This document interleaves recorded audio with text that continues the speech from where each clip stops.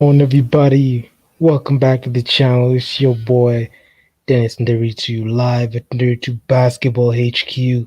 Yeah, man, I'm excited. It's the playoffs. Anything can happen in the playoffs. Dennis Nderitu live at Nderitu Basketball HQ. Man, it's the playoffs, and yeah, it's the most exciting. It's the most exciting. I mean, exciting part of of basketball. And without further ado, I'm gonna just go straight into it because I know I don't want to waste your time. Just want to make sure that I keep you up to date with what's been going on in the NBA world. And without further ado, let's get into it. So the first game we're gonna be looking at is the Bucks versus Nets series. So we had their game one that was like a day ago, and yeah, so the Nets went up 1-0 over the Bucks, but I feel the Bucks are gonna win this series, and I have a strong feeling that the Bucks can either win this series in 6 or 7 games, because I feel that the roster they have built together with Drew Holiday, Giannis Antetokounmpo, and Chris Middleton, I think, and also PJ Tucker there, you can throw them there. So I think they have what it takes to get in a good fight and good competition with the Nets. And yeah, man. So game one is what we're gonna be looking at today. And without further ado, let's get into it. So let me just summarize this matchup real quick. So James Harden was forced to leave the contest with an injury on his hamstring, but the Nets rallied to close out the first win of the series. Kevin Durant led the Nets with 29 points on 12 of 25 shooting, 10 rebounds, 3 assists, 2 blocks, and a steal. Kyrie Irving followed up with 25 points, eight assists, 5 rebounds, a steal, and a block. Blake Griffin totaled 18 points, 14 rebounds, 3 assists, and 2 steals, while Joe Harris chipped in with 19 points on 7 of 11 shooting. Good. This guy's a 3-point shooter. The Nets limited themselves with just 8 turnovers. Meanwhile, Giannis Antetokounmpo led the Bucks with 34 points on 16 of 24 shooting, 11 rebounds, 4 assists, and 2 blocks. Brook Lopez followed up with 19 points and 5 rebounds. Chris Middleton added 13 points, 13 rebounds, 4 assists, while Drew Holiday tallied 17 points, 9 rebounds, and 6 assists.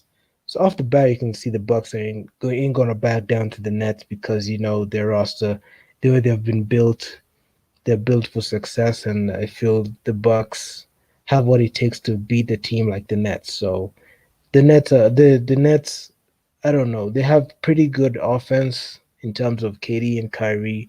I don't know about Harden because Harden went down with a nasty hamstring injury when he's going to get his first layup of the game. So I mean, Harden, I can put a pretty huge question mark on him because if I was the Nets front office, I wouldn't even play him.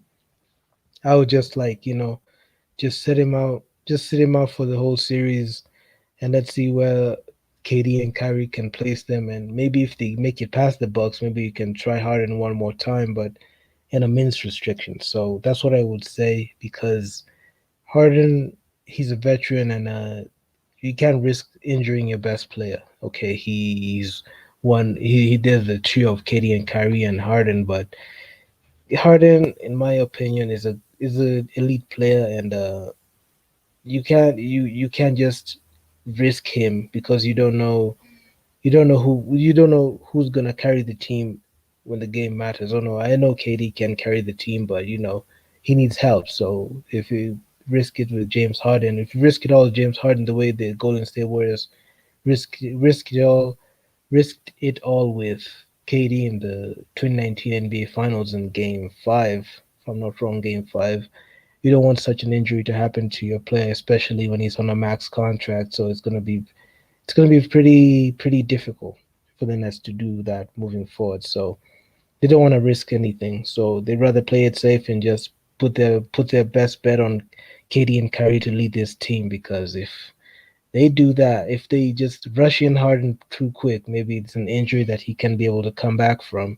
It's gonna be pretty difficult for the Nets moving forward because James Harden swallows all that cap. So risking his injury is gonna cripple the team moving forward through the year. So without further ado, man, let me get to the game leaders. We've got Giannis Antetokounmpo, 34 points, Chris Middleton, 13 boards, Drew Holiday, 6 assists, PJ Tucker, 2 steals, Giannis Antetokounmpo again, 2 blocks. Then we got Kevin Durant leading the Nets in scoring with 29 points, Blake Griffin grabbed 14 boards, Kyrie Irving, 8 assists, Blake Griffin, 2 steals, and KD, 2 blocks. So you can see all around the board, the two best players in each team just stepping up defensively and offensively with KD and Giannis and Antetokounmpo. So without further ado, let me just go to the team comparisons real quick. Just a rundown on what the Nets and Bucks produced in that game. So let me just start with the Nets because the Nets won this game, and without further ado, let me just get into it real quick. So the Nets shot 46% from the field, 38% from three, and 88% from the free throw line. So as you can see, the Nets, the Nets pretty much were like pretty much dominating because of their elite scoring. In the assist department, they also led with 25 assists, 12 rebounds. Okay, they got out rebounded by the Bucks, but they had only 47 rebounds. The Bucks had 58 rebounds. The steals department, they led that department with 7 steals. The Nets led in blocks, points of turnovers. They also led in that stat. They also led in fouls. Yeah, I mean, overall mucky game. It was pretty close, but mucky game all the same. So let's go to the Bucks. So the Bucks shot 44% from the field, 20% from three, and 57% from the free throw line. So as you can see, I feel like the Bucks need to capitalize on the shooting the three ball pretty well, effectively and efficiently for them to be able to beat the Nets. Because if you're not able to knock down them threes and shoot at least 45 or 48% from the three point line, it's going to be very difficult to offset the Nets offense. So they need to improve on that. And the free throws, I mean, y'all guys gotta knock down them free throws, especially when they they do a Haka Giannis the way they do a Haka Simmons mode. So if Giannis goes to the line and just breaks all them free throws, it's gonna be very difficult for them to move forward, especially in the clutch. So and actually late of game. So if teams are able to foul you and they know that you are 50, you shoot like 50% from the line, it's gonna be very difficult for them, especially in the clutch. So the Bucks need to improve on that. So in the assist department, the Bucks racked up 21 assists. The total rebounds the Bucks led in that stat. I feel like the Bucks need to beat the Nets in the rebounds department, both offensive and defensive rebounds. The Bucks need to be on it. In the steals department, the Bucks only racked up 4 steals with 3 blocks. Two of them came from Giannis Antetokounmpo, the reigning defending defensive player of the year. You already know. Points of turnovers, the Bucks racked up 14 points of turnovers. No, 14 points of turnovers and also 14 turnovers. So they need to take care of the ball pretty well. And they ended the game with 15 fouls, which is not a pretty good look. But hey, sometimes you just gotta take risks. And in attendance, we got 15,750 fans. And the officials for the game were Bill Kennedy, David Guthrie, Mark Lindsay, and Brent Barnaky. And let me just run down the box score real quick to the main players. Let me just start with the Brooklyn Nets because the Nets got this game. So Kyrie Irving played 44 minutes, 25 points, 5 rebounds, 8 assists, 1 steal, 1 block. Shot 42% from the field, 27% from three. Yeah, man, he had a plus minus of a plus 14. This is a fairly good game for Kyrie Irving, who's the lead point guard. So I wouldn't expect him to do much scoring. I would actually expect him to do much playmaking, especially finding KD for the easy shots. So yeah, Kevin Durant, 40 minutes played, 29 points, 10 rebounds. So KD had a double double in this game, 3 assists, 1 steal, 2 blocks, showing up defensively with 2 blocks. Shot 48% from the field, 25% from three, 100% from free throw line. Had a plus minus of a plus 14. Blake Griffin, he's also stepped up pretty well because Harden went down with that hamstring injury. So Blake Griffin, they the Nets picked him up in the buyout market, and yeah, Blake Griffin came in, showed up pretty well. 35 minutes played, 18 points, 14 rebounds. He just dominated the game in his own unorthodox way with a double double. He racked up 3 assists, 2 steals, shot 53% from the field, 44% from three. Yeah, and had a plus minus of a plus two. So that guy pretty played pretty well. So yeah, so we got Joe Harris. He's that 3 points marksman, 34 minutes played, 19 points, 2 rebounds, 2 assists, 1 steal. Shot 63% from the field, 55% from three, and he had a plus minus of a plus six. So I can say Joe Harris just got pretty good looks. So he was able to knock them down them threes, and yeah, and that's why they're able to get over the hump and win the game. Because if they knock down them threes, nobody's gonna stop them easy. So we got the Milwaukee Bucks, and we started Drew Holiday, the leading point guard, elite point guard. So Drew Holiday played 36 minutes, 17 points, 9 rebounds, 6 assists, shot 36% from the field, 28% from three, 33% from free throw line. He actually shot pretty poorly in the free throw line for a guard, and he had a plus minus for a minus 13. So not a good game for him because actually he needs to step up pretty well, especially knocking down them threes and playmaking. So yeah, you got Chris Middleton, 36 minutes played, 13 points, 13 rebounds. He had a double double, 4 assists, shot 26% from the field, didn't shoot a three, and 50% from the free throw line. He had a plus minus for minus six. Chris Middleton was pretty asleep in this game, and he actually pretty much struggled scoring the basketball. And it should have been the case because he's the number two guy for Giannis is number one. So I feel Chris Middleton and Drew Holiday need to assist Giannis to be able to beat the Nets. So they need to step up pretty well. So Giannis, 35 minutes played, 34 points, 11 rebounds, a double double, 4 assists, 2 blocks. He has to show up in the defensive side of the ball. Giannis shot 66% from the field, 40% from three, and he had a plus minus for minus seven. So I feel the Nets matching up with the Bucks is actually a pretty interesting series because you get two dynamics. You get a team that has a variety of ways to score, and we based on their stars that they have. But when it comes to the Bucks, Giannis, yeah, he doesn't shoot high volume threes as compared to KD or Kyrie. So he mostly is an interior type of guy, driving into the paint, backing you down at transition points. But as you come to the playoffs, the games actually slow down a bit, and the defense is what matters in the game. And I feel the Milwaukee Bucks, based on how this team and this roster is constructed, with Giannis Antetokounmpo, Brook Lopez, PJ Tucker, Chris Middleton, and Drew Holiday, the way this team is constructed, it can be very detrimental to the Nets' success. And I feel the Milwaukee Bucks, if they pull themselves together for Game Two, which is going to be happening today, but tomorrow in where I am, I feel they can be able to steal Game Two and also Game Three and have a possible 2-1 lead if they're able to stop and be able to curtail the scoring for the Nets because the Nets, not much defense played there. We need we need that defensive prowess of the Bucks to be able to curtail the scoring of the Nets. So based on this performance, I feel I feel the Nets are in for a rude awakening from the Bucks because I feel the Bucks are gonna look at film and be able to offset them and move forward quickly. So yeah, that's what I have to say about the game. I actually want the Bucks to be able to even this series to at least one apiece before you go to Game Three. So I picked the Bucks to win Game Two and also the whole series from their own on record. Yeah, man.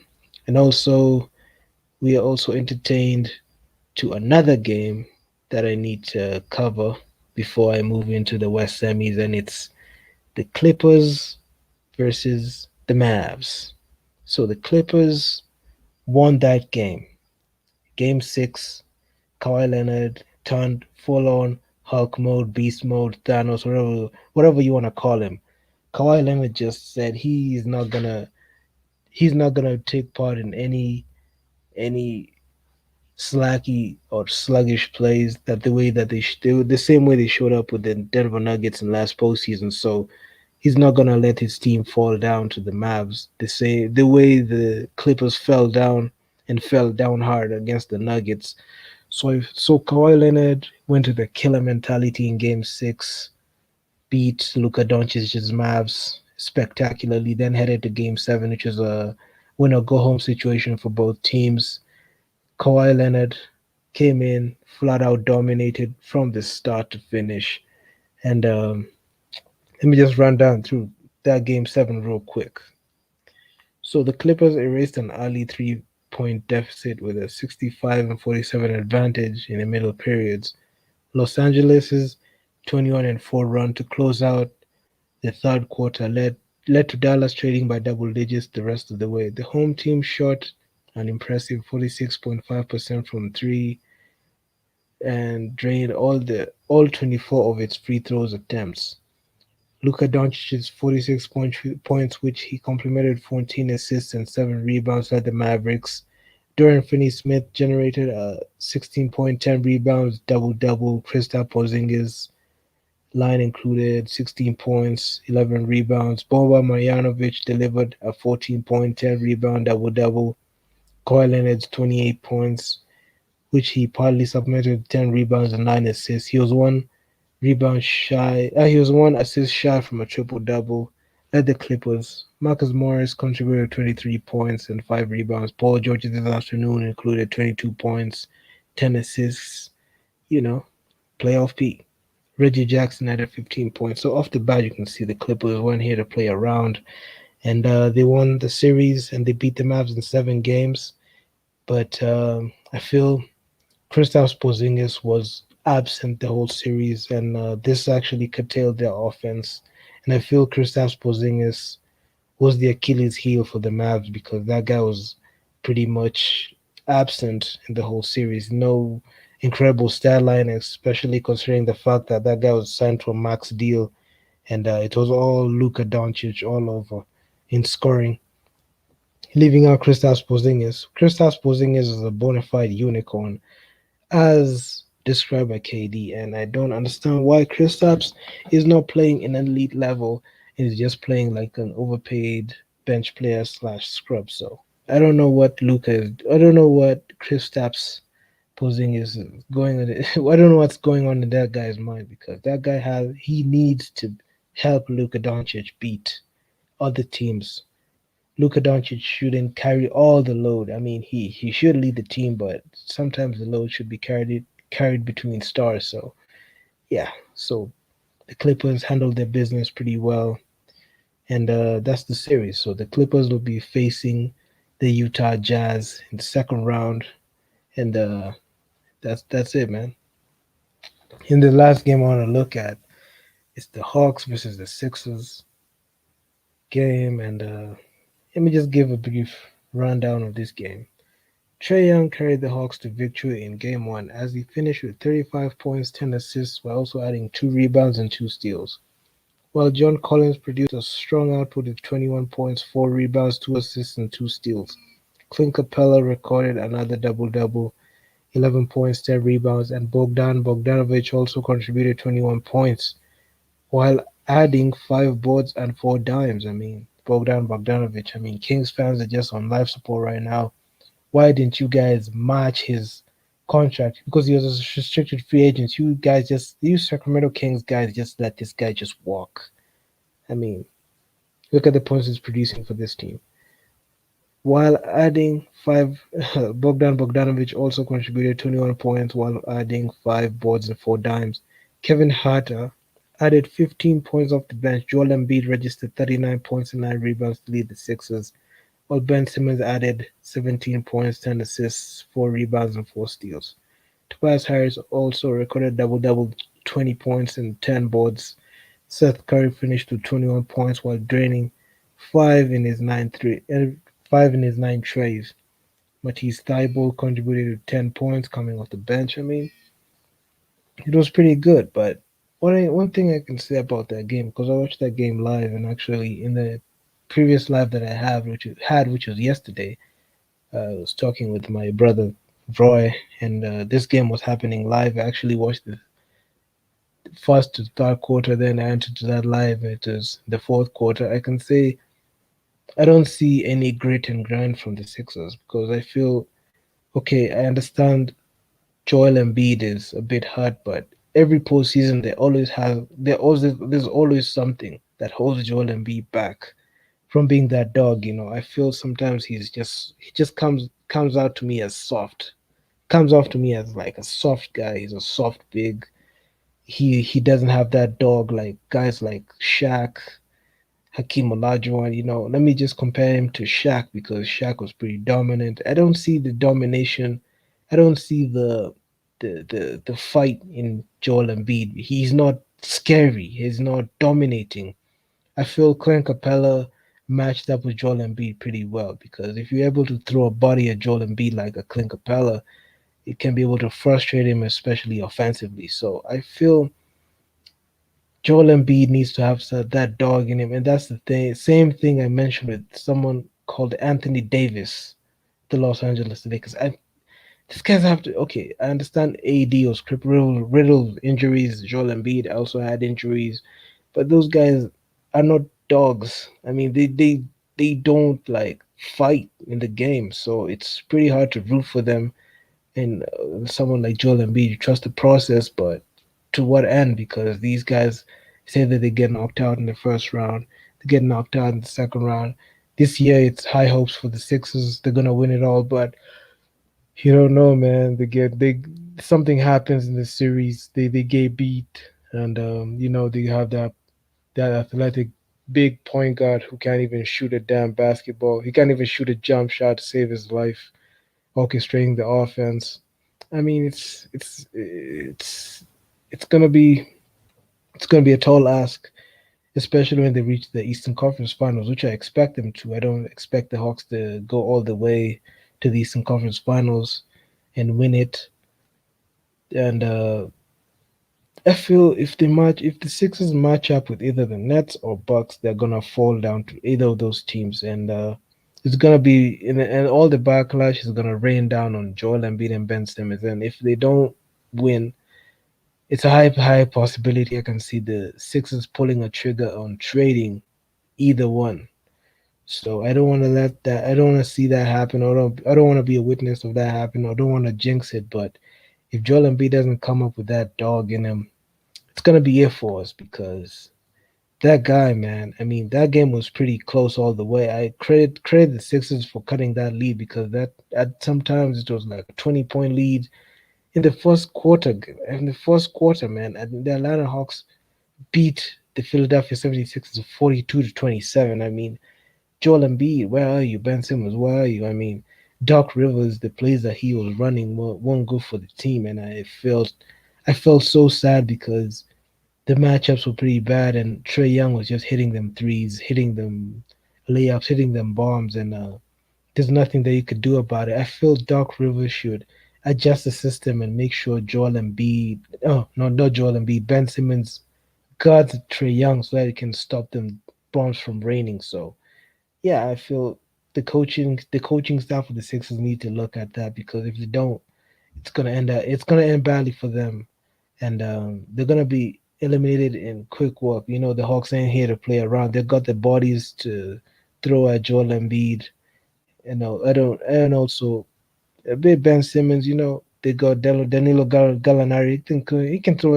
He can throw. This Nets can throw. Excuse me. The not the Nets. I'm talking more than I'm thinking. Excuse me. I feel the Hawks can throw like someone like a Danilo Gallinari on Ben Simmons to be able to like stop him. And yeah, I mean, they need to.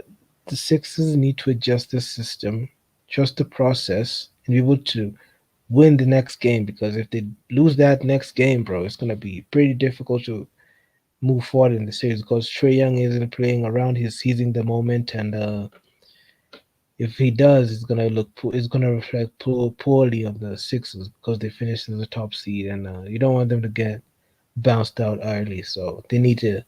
I know it's only one game, but Okay, now you don't know what happens. Maybe it's gonna go to 7 games, but they need to make adjustments to their system. So that's all I got today, man. I'm just waiting for these next games to show up so that I can just watch them and also just add my 2 cents on them and yeah, just give my honest opinion on what I've seen and some feedback on what the games happen and yeah, just to gain some insight on some things they might change and so they can be better moving forward. So if you guys like the video, you can see the pinned comment on the screen. Please be sure to like and subscribe to the channel. It's your boy Dennis Nderitu live and there to Basketball HQ, man. I mean, yeah, man, just make sure you hit the subscribe button and turn on notification posts because I'll be going live. I'll be sharing this StreamYard link so that you guys can join in the conversation. I'll be letting you guys in so they can have a chat, and be able to talk a bit about the games. And yeah, man. Yeah, man. With that being said, man, I'm coming down and I'm out. Peace.